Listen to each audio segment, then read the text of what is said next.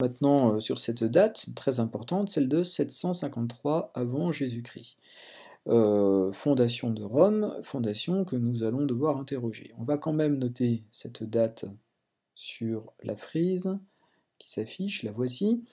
Donc on peut aussi marquer quelque chose sur Énée.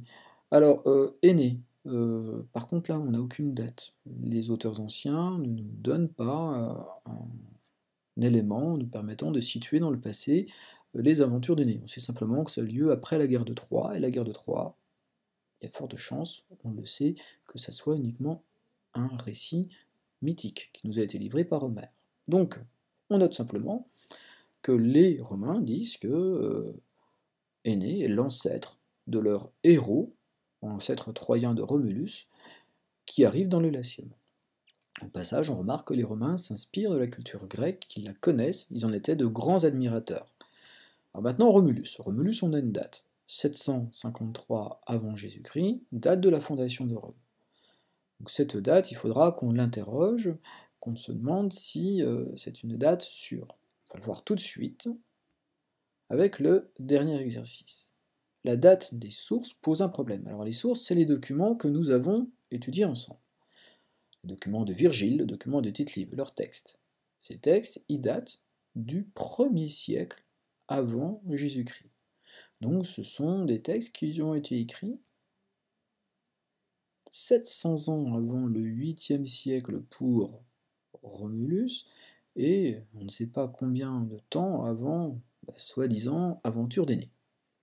Donc premier problème, bien le temps qui sépare les auteurs des événements qu'ils décrivent fait que on peut douter de la véracité, des précisions qu'ils apportent, tout cela, en fait c'est du récit littéraire, ce sont de belles histoires, mais sûrement pas un récit précis d'événements qui auraient lieu à ce moment-là.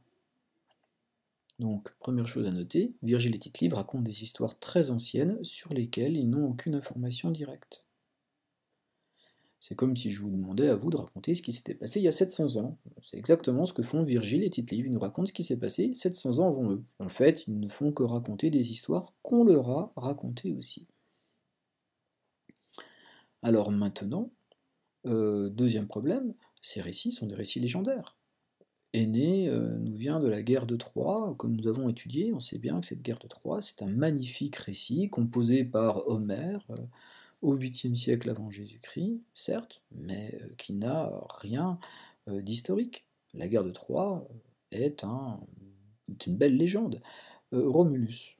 Romulus est un fils de Dieu, bon, ça déjà c'est une légende, il est élevé par une louve, ça n'arrive pas, encore des éléments qui sont des éléments de légende. En fait, les récits romains nous racontent des légendes. Alors on y croit ou on n'y croit pas quand on est romain, mais nous aujourd'hui, en 2020, quand on fait l'histoire, on voit bien que ce ne sont pas des faits historiques précis, ce sont de magnifiques légendes qui étaient racontées à l'époque.